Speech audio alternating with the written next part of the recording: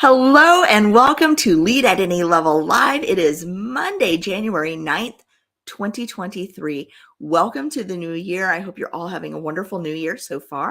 I hope you are finally back in the swing of things. This last few weeks has thrown me into a bit of a tailspin, I got to tell you. My name is Amy C. Waninger. I am the Inclusion Catalyst, and I am the founder and CEO of Lead at Any Level. Lead at Any Level provides assessment, advisory, and training services for companies that promote from within so that you can keep your employees and keep them engaged. Every Monday, which is right now at noon Eastern, which is right now, I help with some essential insights for inclusive leadership. And today I want to talk about letting the work speak for itself and how you as a leader can help dispel and overcome this misnomer, this misunderstanding or misconception that some of your employees have about doing the work and letting it speak for themselves or speak for itself. So let me know, if you would, in the comments, where are you watching from? Where are you coming from? What brought you in today? I'd love to know who is listening.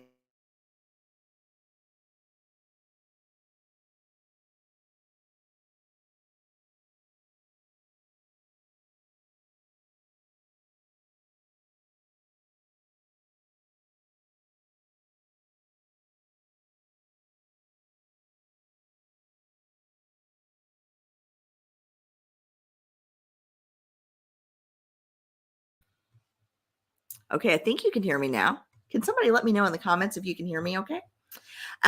So I hear this a lot from women. Hi, Anita from Atlanta. How are you, my friend? It's so good to see you. Let me know if you can hear me because I think I had some sound troubles. But here's the thing. When I talk to people who are struggling to get, they feel like they're being, and Rachel, hello, Rachel from DC. So nice to see you. When I talk to people who are struggling because they feel like they're overlooked at work, they feel like they're not getting promoted, they're feeling like their manager doesn't pay attention to them or doesn't. Kimberly from Ohio. Okay, thank you so much, everyone. So good to see you. I hear this a lot from women. I hear it a lot from people of color, from first generation immigrant, first generation immigrant professionals, from people who are first from the generation to go to college, people from working class backgrounds, basically people who have been historically excluded in the workplace. I hear this a lot. Here's what they say. I just want to put my head down and do good work and let the work speak for itself. And I'm wondering if you've ever said that or if you've ever heard somebody say that. This is a dangerous, dangerous, dangerous strategy for getting ahead at work. Now, I'm not talking to the people necessarily, although if you're here, stay because you're going to learn a lot. But if you've ever said that, if you've not been promoted and you've ever said, I just want my work to speak for itself, I'm just going to do good work, and that should be enough. Stick around. But if you are the manager of someone who thinks that way, I am talking to you today because you cannot let this persist. Here's the deal. If you've got somebody on your team and you see them and they are always heads down working and they're doing great work, you need to teach them how to self-promote. They need to know that their hard work is not the only thing required for them to get ahead. And the way I explain this to folks when they tell me this, right? Oh, I just want my work to speak for itself. I say, look, if you're doing great work and it's your work, the quality and quantity of your work compared to the quality and quantity of somebody else's work, you might have a fair shot at the recognition, at the promotion, at the rewards that you deserve. But that's not how the world works. That's not how corporate works, right? It's not how the world of work works. What's happening is it's your work against somebody else's work and somebody else's social capital and somebody else's connections. And by the way, maybe their dad plays golf with your CEO, and you're basically competing with just your work against all of that that somebody else has and brings to the table. And they've got buzz and they've got people talking about them and they know how to work the system behind the scenes and they've got all the good connections, and you can never win. And I was talking about this with my son. He's 14. He's very smart, smarter sometimes than I realize. And he said, oh, so what you're saying is it's not just my work against his work. It's my work against all of him. And I said, yeah, exactly. You can't just outwork someone. You have to outwork and self-promote. And it's that self-promotion that so many people are so uncomfortable with. So if you're a hiring manager, if you're a leader in your organization, and you have people on your teams who have been left out of corporate jobs in the past, or have been excluded from leadership positions, or who maybe didn't grow up with parents in the corporate world, you need to pull them aside and you need to coach them on this notion of self-promotion. And I'm going to give you just a couple of ways you can do that. The first is, one of the first things I learned, and I want to shout out to Vera Lawson. She was my first mentor when I got my very first internship in a corporate space. So Vera, thank you for this. I've never forgotten. It's been a lot of years, but I've never forgotten. She taught me to say this: if I've done something wrong, tell me. If I've done something right, tell my boss. And I was really uncomfortable the first few times I had to use that line. But what I learned was, when people gave me a compliment at work, right, they'd say, I love the way you took initiative on this project. You really over delivered. What I learned to say was, thank you. Would you shoot my boss an email and let him know? And I got in the habit of doing that. And over time, it got more comfortable. But I never would have come up with that on my own. It was because I had a mentor who pulled me aside and said, you have to make sure that all that praise you're getting goes somewhere other than you. So that was lesson number one. But the other thing was, I had to get comfortable saying, you know what? I won an award last week, or we were in this meeting and I offered an idea that, moved the discussion forward. And I learned to use those one-on-ones with my manager to speak those things, right? To make sure that my manager was aware of the good things that I was doing and the good things that were happening, and that they did occasionally hear it from me, if not from other people. Now, I had to be coached on this, and your employees need to be coached on this too. And what that means is, you need to create the space for them to speak up. So when you start your one-on-ones with your employees, or if you're smart enough to have skip level meetings with your second level employees, start the conversation with, what wins are you celebrating today? What good things happened in the last week? What great contributions did you make? What work are you most proud of in the last week? Create a space where the expectation is that they're going to share those wins with you. And I've learned this from being in coaching programs where we start the group conversation with wins. You can even start your team meetings this way. What are some wins we're celebrating this week as a team? Who's got something they'd like to share? And if you know that somebody has something and they don't speak up, ask them. Anita, I know you're celebrating a win this week. Why don't you tell us what that is? And let everybody know in the room what's going on.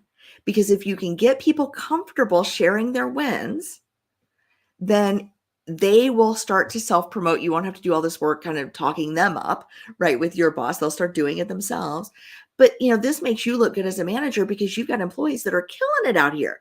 They're doing great on their projects. They're leading in their associations. They've gotten papers published in trade journals, whatever their wins are. They've gotten awards, they've gotten recognition, their kid won a little league game, whatever it is, right? You telling those stories, you associating victory with their names, makes you as a leader look really good. But it also helps your employees. And it also sets an example. So when you have a win, Ms., Mr., mixed manager, you need to be promoting that as well to your team and to your supervisors, so you can lead by example. This is so critical, because remember, the work doesn't speak for itself. The work only speaks for itself when you promote it and speak about it. And that is so important. So make sure that especially your underrepresented employees, the employees that have been historically excluded, are getting more comfortable with speaking up and speaking out and celebrating their wins publicly. And Anita says, I like, what wins are you celebrating this week? Current recognition. Yes, because the closer you get to the moment, the more meaningful that recognition is, and the more that can be done with it. And so there are all sorts of ways you can promote the wins of the people on your team, but it's important that you help them self-promote as well. Because let's face it, when you're doing all this great work as a leader, you might get promoted somewhere else. You might take another position and you won't be their manager anymore. Or they might get promoted into another position where you're not their manager anymore. And so they need to learn how to do this on their own without you, but also in partnership with you as their leader. So thank you, Anita, for chiming in. I appreciate that. So I would love to know in the chat if you would let me know, what wins are you celebrating in the new year? What wins are you celebrating this week? Go ahead and humble brag it out. You can even not humble brag it. You can just tell me, because somebody reminded me this week, it's not bragging if it's true. If it's true, it's just a fact that you're sharing. So please let me know in the comments, what are you celebrating? And I'm going to lead by example by sharing my big win for this year so far. So we're in the 9th day of the year, but I woke up to a surprise last week. You may have seen this all over my social media because I am learning to self-promote, as hard as that is for me. But I'm learning. I was actually recognized by Miro.io. They're an HRIS company. They're a human resource information systems company, and they're based in Bucharest, Romania. And they actually recognized me as a top 50 HR influencer to follow in 2023. So if you're already following me, good job. Congratulations. If you're not, you can click the follow button wherever, the subscribe button, wherever you're watching this on Facebook, LinkedIn, or YouTube. And I would love to have you among my followers and among my connections. So, don't be shy. Make sure you connect with me. I love knowing who's out there, who's watching, and what you're gaining from this. And Anita says, check this out. Anita says, I am celebrating my 7th year in business, implement great ideas immediately. Absolutely. Anita, congratulations. Congratulations. I just celebrated my 5th anniversary in my business, the 5th anniversary of me submitting that paper to the state. And I thought, man, if I can make it 5 years, I'd beat the odds. And so 7 years is incredible. I am so proud of you. And I know that the work that you're doing with the Small Business Administration and with small businesses to help them get funding and raise capital is so important. You are helping so many people. So I'm so glad that you've been doing it for 7 years. Here's to many, many more. Thank you. And if anyone else has anything they want to share in the comments, I would love to post you. And if you are posting and I don't see it, I'm sorry, I'll catch it on the back and I'll be sure to reply in whatever platform you comment in. But no, I'm so excited, Anita, that you're 7 years in business. That is phenomenal. Let me tell you a little bit about what you can expect from me this week. So we got another one. Derek, Dr. Arabai, thank you so much. So Dr. Arabai just completed a talent acquisition training module for supervisors after 300 slides and voiceovers. The new year's starting well. That is awesome. Congratulations. And I'm assuming this is training you recorded and not training that you attended, because I know a little bit about your job, having just interviewed you for the Including You podcast. And 300 slides and voiceovers is a lot of time and a lot of planning and a lot of preparation. So congratulations on that. As somebody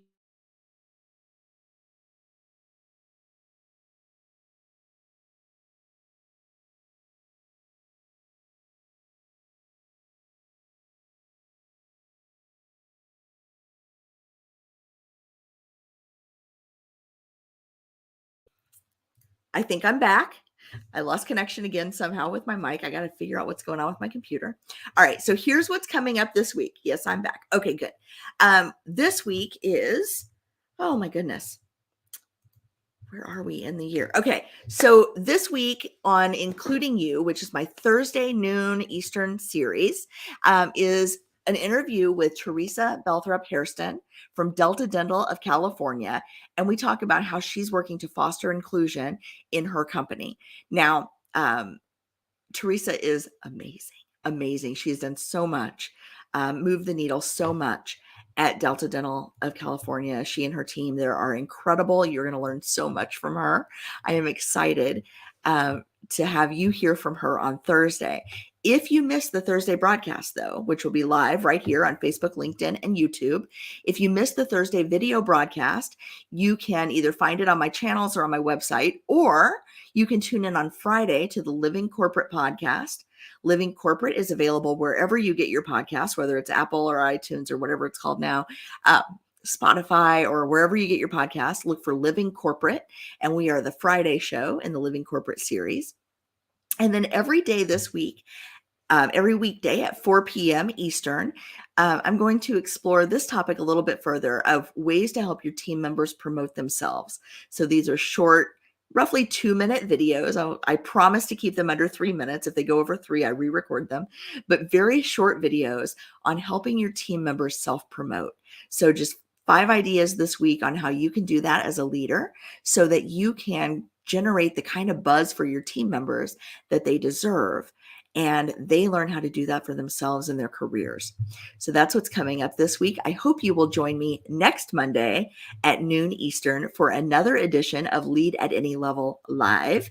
And if you are so inclined, if you are looking for help building a more inclusive culture, if you are looking to grow the inclusive leadership capacity of your management team, if you are looking to assess who feels included in your organization and who doesn't and why, if you are in need of kickstarting or restarting a diversity and inclusion or inclusive leadership program, I would love to talk to you. We have so much work to do, and I would love to help you this year, make this year the year that you keep your employees and keep them engaged with inclusive leadership up and down your organization. So you can schedule time with me right on my calendar at workwithlaal.com. Again, that's workwithlaal.com for Lead at Any Level. And I would love to hear how we can partner this year to make your organization the kind of place that people cannot wait to go to work. Thank you all so much. And with that, I will see you on, today at 4. All right. Have a great day, everyone. Bye-bye.